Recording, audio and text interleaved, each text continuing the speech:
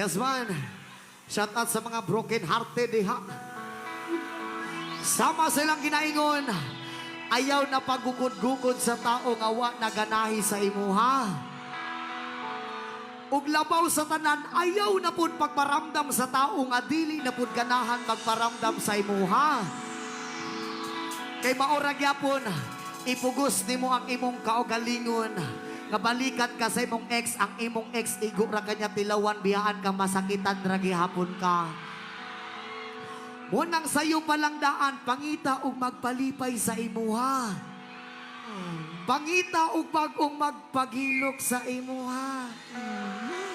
Og pangita og bagong magbasa-basa sa imuha.